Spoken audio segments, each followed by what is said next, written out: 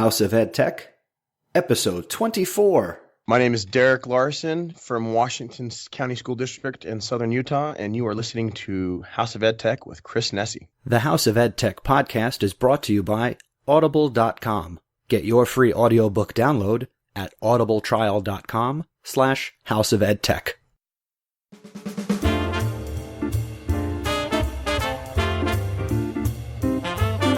Welcome to the House of EdTech podcast. I am your host, Christopher Nessie. The House of EdTech podcast explores how technology is changing the way teachers teach and the impact that technology is having in education. My objectives include discussing technology that is changing our classrooms and schools, and sharing information you can hear about today and use tomorrow. I talk to teachers, leaders, and creators like you, and have them share their stories.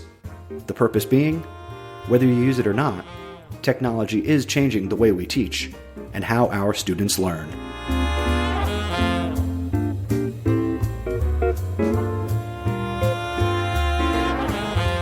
Hello and how you be? Welcome back inside the House of EdTech. Coming up in this episode, I have the usual segments. I have an EdTech thought, I have my EdTech recommendation, and the House of EdTech VIP. But my featured content for this episode features an interview I conducted a couple of weeks ago with Jenna Kleine, who is a community relations manager from Classdojo. If you're not teaching under a rock, you should realize that Classdojo was recently in the news, and they were highlighted in a New York Times article titled "Privacy Concerns for Classdojo and Other Tracking Apps for Schoolchildren." And this New York Times article basically went after the idea that companies like Classdojo and Classdojo itself, how they track student behavior and the data and some of the privacy issues that go along with, the software and the websites that we have our students using. The issue that I took away from it was, yes, the privacy concerns, are important. What is happening to student data and information? But in terms of the actual issue that I actually took issue with was the idea that teachers are using a tool like Classdojo and, projecting it on their walls or on the smartboards. And the idea of public humiliation of students came up, when you're tracking behavior. Now, obviously, tracking negative behavior openly, that's not a good idea. And I don't think that should be done in any case, whether you have like a sticker chart or, anything like that. Because, tracking the negative behavior really kind of can embarrass a child. And, we want children to realize that our classrooms are a safe place to learn. In addition to being a safe place, we want students to feel comfortable. And when they're comfortable, they're more relaxed. And when they're relaxed, they can give their full attention to what is being presented in class. And even when this is happening, if we're highlighting the good behavior, if you have students who aren't earning stars or their little monster emoticon on Classdojo isn't tracking publicly, even the good things that are happening if they're not doing a lot of good things, that can also be embarrassing for a student. So I am actually kind of questioning publicly displaying it. Is the technology provided by Classdojo valuable for, the teacher using an iPad or tracking behavior on their computer, and maybe you're just conferencing one-on-one with students and it's really more of a tool for the teacher to track that behavior and also open it up through what Classdojo provides to parents? Absolutely. I do think that that's valuable because sometimes we're not always able to convey student behavior to our parents and even our administrators, but it is a way to generate data, and a lot of education now is data driven, whether it's our instruction or otherwise. Data is important, and this is a tool that allows the teacher in the classroom to generate data related to student behavior and conduct. So I do think that is valuable. Before I go into too much more detail, again, coming up in a couple of minutes, I will share my interview with Jenna Kleine from Classdojo. But first, before we get to that, I do want to also say that as this episode was released on November 23rd, on November 22nd, the third annual EdCamp New Jersey took place, and I'm not going to comment in detail right now. I will save that for the next episode, number 25. But I will say that it was a fantastic day, and it was nice to connect with a lot of educators who I normally only get to connect with on Twitter. And I'm actually highlighting one of the other EdCamp organizers as the House of EdTech VIP later in this very episode, again, number 24. Without any further ado, let's jump into my conversation with Jenna Kleine from Classdojo.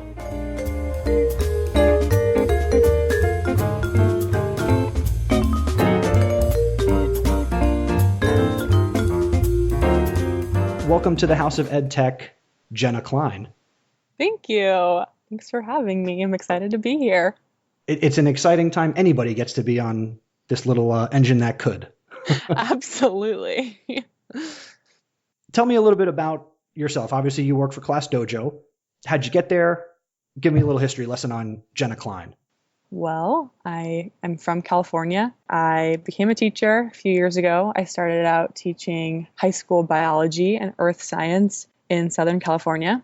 And then I moved up to San Francisco and switched to middle school. I taught 7th and 8th grade science. During that time, I quickly realized during my transition to middle school how important a strong behavior management plan was. So I quickly turned to Classdojo. A friend had told me about it. Last year, some members of the team, a few engineers, came to my school because my school is actually a few blocks away from Classdojo headquarters in San Francisco. And so they reached out and said, "Hey, we see you're using Classdojo a lot. We would love to talk with you and see how you use it in your classroom and talk to your students about the product." And I, as you would imagine, was super excited about that. And my students were so excited about it. So they came, chatted with me, watched me teach a lesson, and then spent so much time talking to my students. And it was really cool how much they cared about my thoughts as a teacher on how to improve the app and make it more meaningful and powerful, and then how much they cared about what my students thought.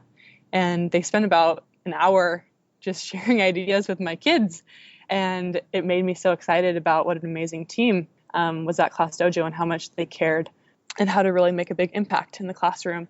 At this point, behind the scenes, I was also having a little career crisis in my life and wasn't sure if I wanted to stay in the classroom. I knew I wanted to be a part of the education system and improve education and make a really big impact. And I wasn't exactly sure that the best place for me to do that was in the four walls of my classroom. Classdojo sort of just strolled into my room right at the right time, and it just sort of clicked. I had already been the technology coach at my school, and I was just really into apps and trying out new things and coaching different teachers in my school. And so when they came in, I sort of was like, I want to work for you. So I just reached out, probed, sold myself, said, I can do this, I can do that. I have all these great ideas. And they took a chance on me, and here I am. That's a fantastic story. Yeah, I think so. Only in California. I know, it's San Francisco. See, I have fantasized that maybe that could happen to me. There's no East Coast Silicon Valley that I'm aware of. Yeah. So, one day. So you're very lucky. Yeah, I really was at the right place at the right time. Yep. Now, before we talk a little bit more about Classdojo, when you were a classroom teacher, first, God bless you. I mean, you made the distinct choice to work in a middle school, so God bless you for that. As a middle school science teacher, were you an integrator of technology before you even found Classdojo when you started out in your career? Were you a fan of tech? I was always interested in it. I wouldn't say that I started out using a lot of technology just because I didn't really have much in my classroom. I just had a projector and a computer. So I did use different things, like I would find different products I could use to randomly call on students that would be sort of interactive up on the board so students would get excited about it. I went to a conference once, and they taught you how to make an interactive board out of your regular projector screen using one of the Wii remotes. So I did that and tried to convince all the teachers in my school to do it too, but it was a lot of effort. So I was sort of just searching for ways to make my class a little more tech friendly. And this was before I knew about Classdojo, and this was when I was still teaching high school. And then when I moved to San Francisco, my room did have a Promethean board, which was amazing. And that's what got me really excited about everything I could do with it, because I had never used an interactive whiteboard before. So that's awesome. Now, what is your by-the-book job with Classdojo? Oh, there is no by the book with Classdojo because we are a very small team. When is their East Coast office opening then? No. There's only 17 employees right now. I'm on the customer team, so I do a lot of different things, from talk to teachers, answering lots and lots of questions from teachers and parents and students. I also help try to spread the buzz about Classdojo out there on Twitter. We actually had our very first Twitter chat last night, which was really cool. What was that hashtag? Classdojo chat. Yeah, so it's going to be Wednesdays at 4 p.m. Pacific Standard Time. So it was a hit last night. I was so excited. I was a little nervous before because I had emailed some people and I was like, please join, please, please, please. And then 4 p.m. rolled around and they all showed up and we had an amazing discussion about parent involvement. It was great. So I'm really excited. We, as teachers, we love our Twitter chats. Yeah, yeah, definitely. So again, as I started this conversation, for my listeners who maybe they've never heard of Classdojo or they've heard of it, but they're like, I still don't know what she's talking about. Yeah. What's the, I'll use an advertising term. What's the elevator pitch for Classdojo? What's it all about? Classdojo is basically a tool for teachers to sort of empower you to form amazing relationships, meaningful relationships with your students and your parents, and sort of bridge the gap between school and home. So through Classdojo, you are able to focus on specific character strengths that you and your students have agreed upon. For example, curiosity, persistence, teamwork, collaboration, and all of these behaviors are totally customizable. So it's whatever you think is important or your school thinks is important. For example, a lot of schools are now doing the PBIS. They're all focusing as a school. So every teacher in the school will then customize behaviors to be the same thing, like respect, responsibility, and safety, or something along those lines. By customizing these behaviors, you as a teacher are able to constantly reinforce these and communicate with students, letting them know that you see them displaying these behaviors in your classroom, which is amazing. So it generates discussion about, why is curiosity important? Why is having persistence or taking a risk? Why is that important? And what's really great about Classdojo is that you're not just communicating this to students, but you're sharing this information with parents. So parents who may have only, heard from teachers at parent-teacher conferences now can download the Classdojo app and see what's going on every day. And they sort of have a window into the classroom. They can see all the different behaviors that you're rewarding their child throughout the day. And they can also message with you, which is phenomenal. So instead of waiting for parent-teacher conferences or teachers, it can be hard to find time to make a phone call. I know that it was for me when I was a teacher. So now you can just quickly send messages through Classdojo. So my elevator pitch is not so short. There's a lot of really cool things you can do with the tool. I would say, if I were to shorten it up, I would say that it elevates a level of understanding between teachers, parents, and students. And who doesn't want more of that? I don't know. Do you think that your time as a classroom teacher has impacted you in a positive way now being on, I guess, the other side of this education world? Oh, yeah, absolutely. I feel like I have a pretty strong voice here at Classdojo because, who are we marketing to? Who are we trying to support? Who are we trying to make this product better for? And because my time in the classroom was so recent, I definitely empathize and I know what's going on out there.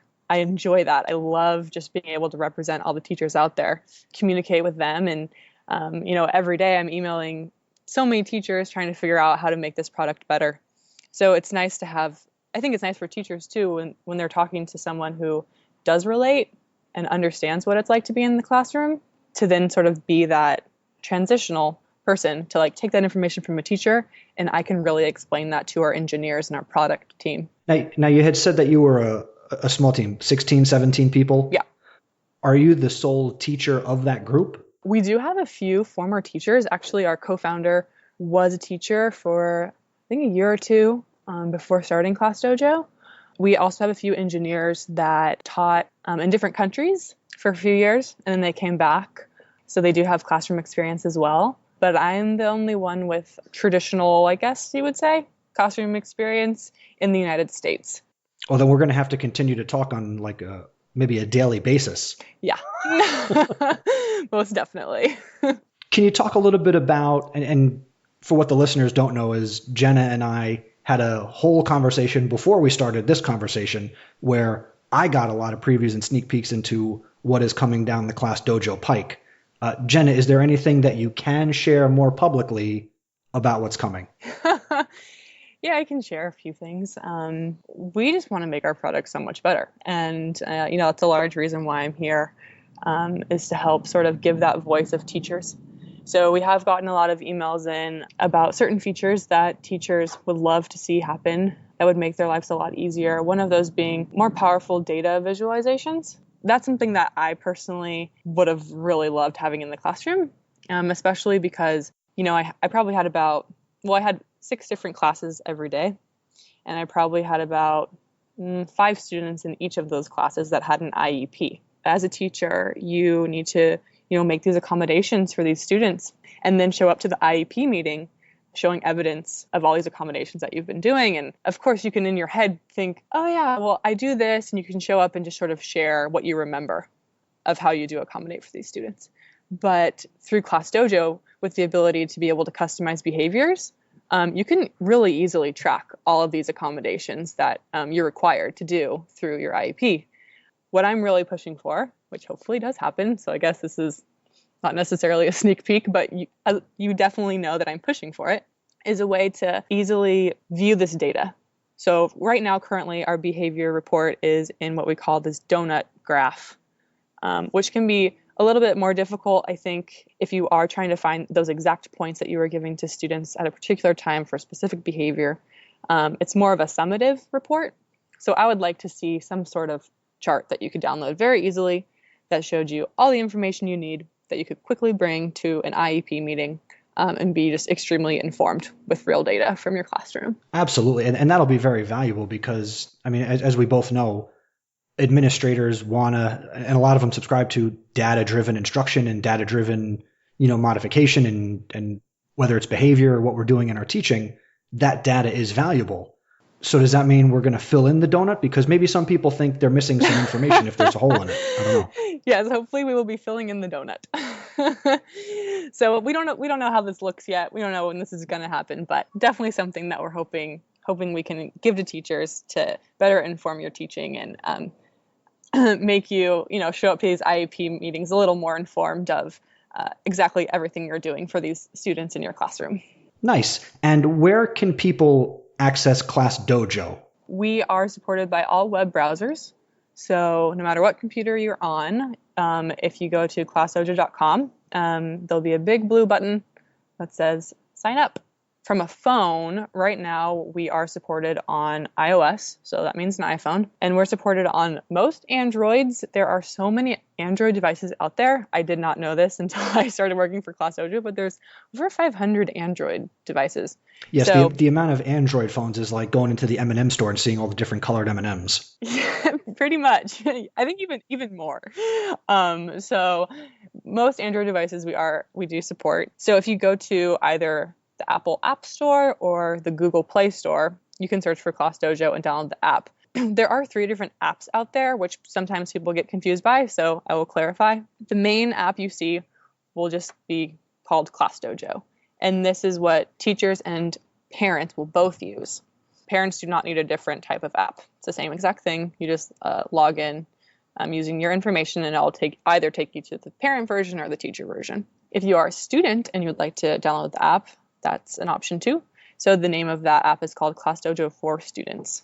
And then our third app is actually called Classdojo Messenger. This is an app only for teachers, not for parents. The reason is it's just to make messaging a lot quicker and easier for teachers. You can message from the web right now, and you can message from the original Classdojo app.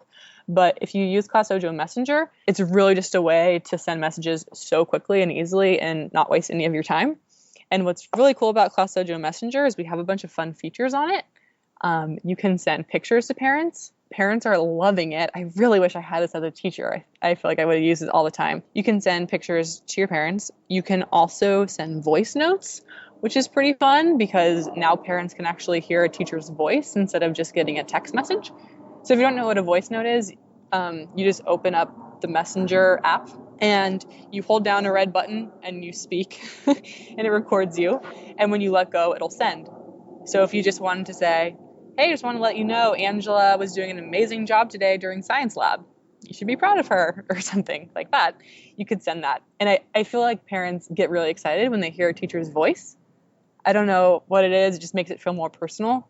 So that's a cool new feature. It was actually just launched 5 days ago. So very new. And we also just launched stickers, which I don't know if people are aware of what stickers are. We're teachers. We love stickers. Right. Stickers are amazing. But so stickers through Classdojo Messenger are our little mojo character.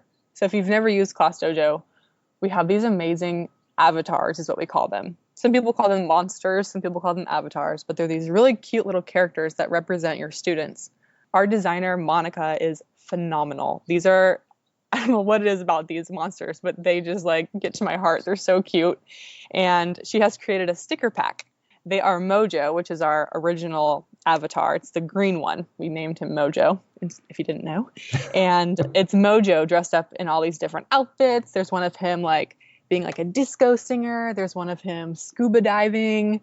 There's one of him with like this crazy party hat. So it's cool. So now you can send these really funny, silly stickers to parents. So I love that. Yeah, so messaging is cool. What's really powerful about it is that you can send whole class broadcasts, which I feel like I would have done a lot as a teacher. So instead of just typing in individual messages to parents, you can just send one thing to all parents at once if you wish. So if you just wanted to say, like, reminder, the field trip is on Friday. Sign those permission slips, please. Because, oftentimes papers get lost in backpacks. Students forget to tell their parents about this stuff. So if you can just send information to parents like that so quickly, I think it's great. So lots of benefits to Classdojo Messenger.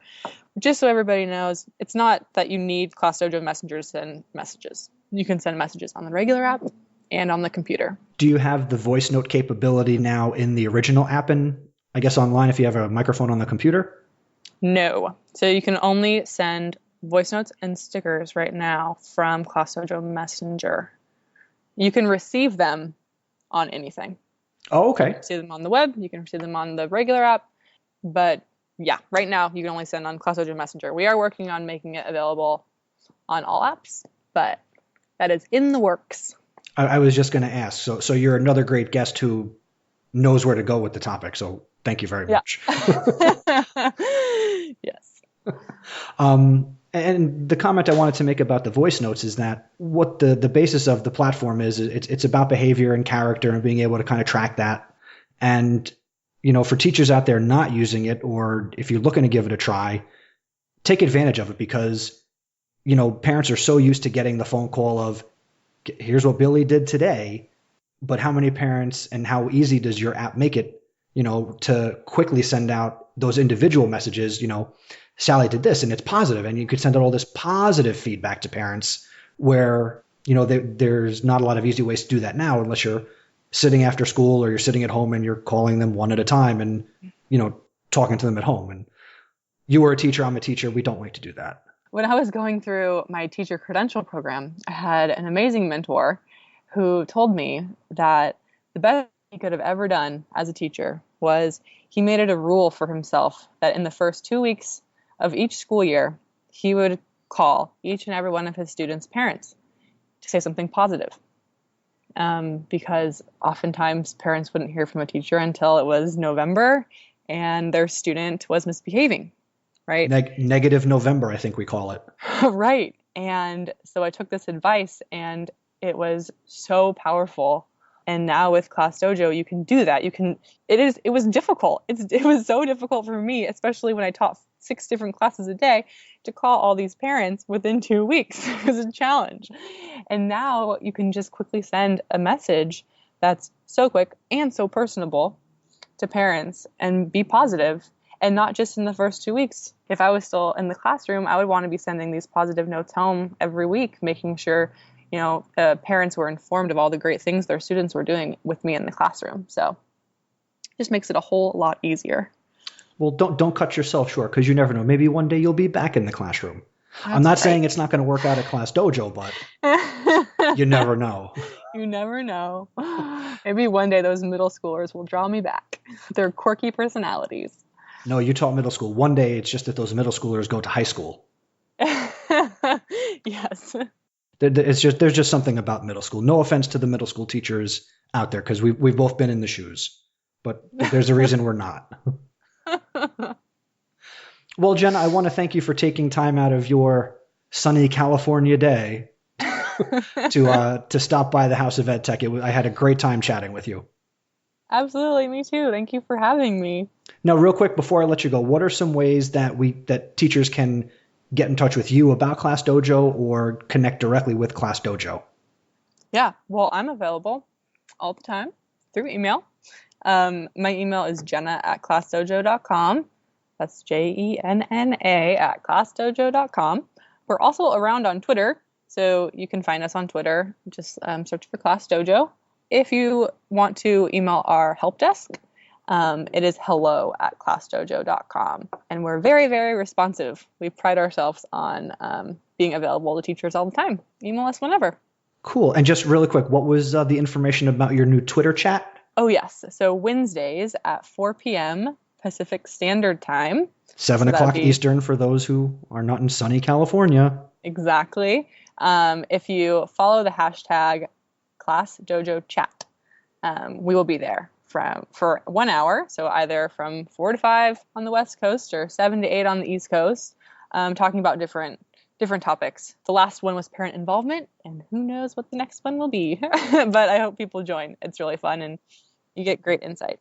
Very cool. I am now looking forward to jumping in on that chat the next Wednesday that I can.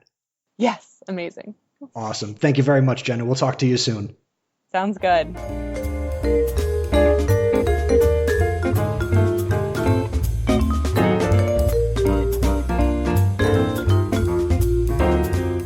And again, I'd like to thank Jenna Kleine for taking time to come on to the House of EdTech.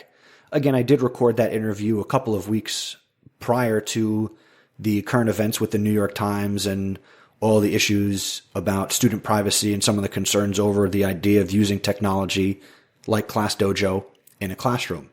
And again, if you head over to the show notes for this page over on the website, chrisnessy.com, check out the show notes for episode 24, where I do have links to all of the New York Times articles and blog posts, as well as Classdojo's response to some of the points raised by the New York Times. Make sure you check those out. And with any issue, make sure you keep yourself informed and abreast of what's going on. And now, my EdTech thought. Is your school future ready? That's the hot button buzzword topic in education recently. Future ready. There was a big summit at the White House with President Obama on November 19th, 2014, that saw about 100 or so superintendents and educational leaders from all over the country head to Washington, D.C. to basically meet with the president and talk about this Future Ready initiative. And I think it's a fantastic initiative.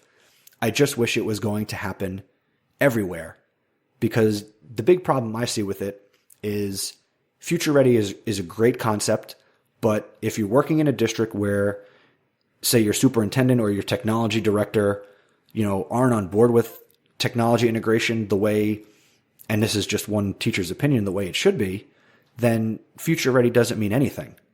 In my district alone, my tech director called the futurereadyschools.org website harmless. I went to visit it at school the day that this event took place, and the website is blocked, as are so many other websites where I am. And I hope that something like Future Ready pushes technology forward in districts around the country. It's going to be great for students because they're talking about, equal access and opportunity to use broadband and high-speed internet in schools, that it should be equal across the board for students to use technology. And I couldn't agree more. But it needs to be pushed. It needs to be supported. And those that are in power and positions of authority who support this idea you need to talk to people who aren't on board. You need to educate your peers. Connected superintendents and administrators need to talk to other superintendents and administrators who don't quote unquote get it. I think it's important. I'm a huge fan of edtech integration. And I'm stuttering and stumbling over my words, but I'm passionate. And, just even something like here on the House of EdTech, just sharing this, I hope that demonstrates my passion for this topic. So I do recommend that you check out futurereadyschools.org, and there'll be a link to that in the show notes. Learn more about the initiative and have those conversations, even if they're difficult. Initiate the conversation and start to make people aware of what's going on with technology and what ultimately will benefit our students. And that's my EdTech thought.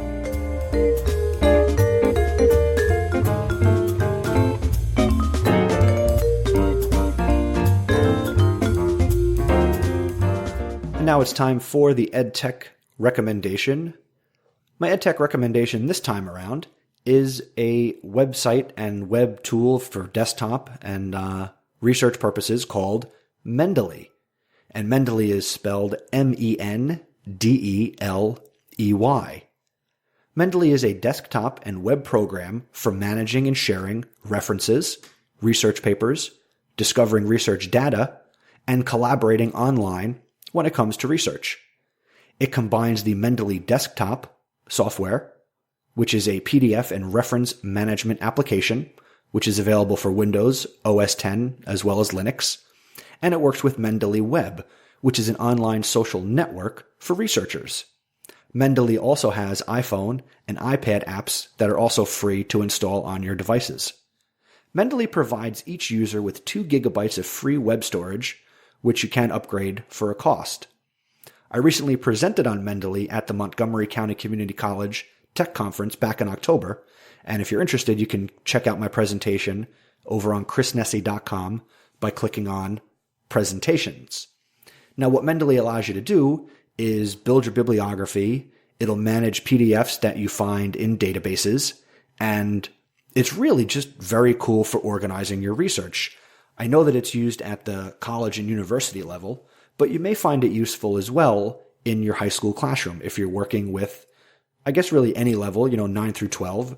And I could even see where this could be applied in the middle school if you're teaching research concepts and how to organize your research. It integrates with Microsoft Office and has a great feature that allows you to build your bibliography in your works cited page. And you can, with the click of the mouse, choose your citation style, inline, and also the works cited format, whether it's APA or MLA. And it's just really cool. So check out Mendeley. And if it's something you're using, I'd love to get some feedback on how you use it with your students. And you can send all feedback to the email, which is feedback@chrisnessy.com. And at the end of the episode, you can get other ways to get in touch with me and send me your feedback on this recommendation and any other recommendation that's been brought up here on the podcast. So check out Mendeley, and that, for episode 24, is my EdTech recommendation.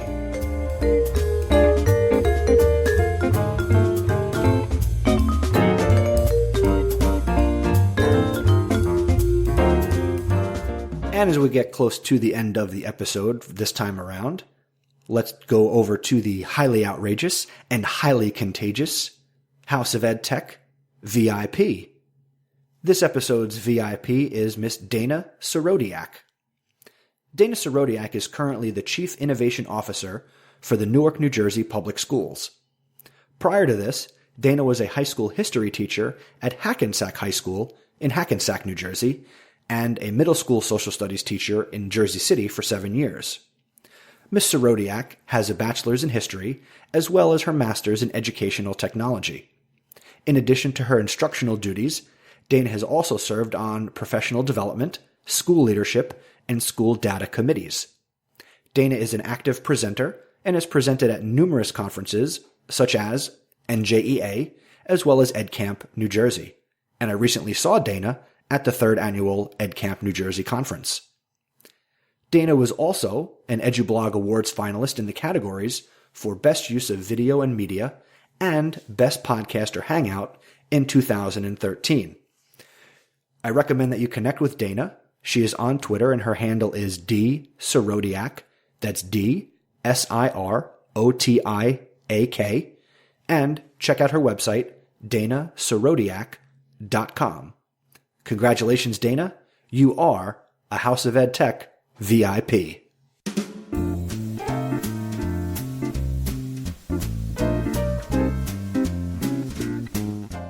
Boy, the time sure does fly here in the House of EdTech. That's going to do it for this episode. I am Chris Nesi. Keep the conversation going and visit the website, chrisnesi.com. And over on the site, you can review the show notes for this episode. Again, this is number 24.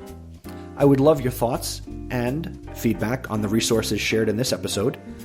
One of the ways you can do that is to leave a comment in the show notes, or you can email the show, feedback@chrisnesi.com, and you can also submit audio feedback by calling the House of EdTech feedback line at 732-903-4869, or you can connect on Voxer. My username is cnesi, Nesi, 4602. And I do welcome new followers and people to chat with on Twitter. My username is Mr. Nesi, and just use the hashtag House of EdTech. If you enjoyed this episode and other episodes of the House of EdTech, please rate and review the podcast on iTunes. Your 5-star rating and positive review will help keep the House of EdTech front and center for others to discover and enjoy. Again, the 1-year anniversary and episode 26 of the podcast is just 2 episodes away, and there is still time to submit a tech tool for the first annual House of EdTech Smackdown. I've received some great submissions already, so please continue to send in your contributions. In 2 minutes or less, share your favorite tech tool, app, or tip that other educators need to know about. And there are a few ways you can get those submissions over to me. You can click the SpeakPipe button on the website, you can call the feedback hotline, and you can also submit through Voxer. And if you're feeling really ambitious, you can send me a WAV, AIF, or MP3 file to the email feedback@chrisnesi.com. And to make it easier for sorting, just put episode 26 in the subject line. And be sure to come back and check out the next episode, where I will be welcoming back to the podcast Dr. Spike Cook, and we'll be talking about his new book from the Corwin Connected Educator series titled Connected Leadership, It's Just a Click Away. And episode 25 will be released on Sunday, December 7th, 2014. Thank you for listening, and remember, using technology isn't difficult. Just give it a try.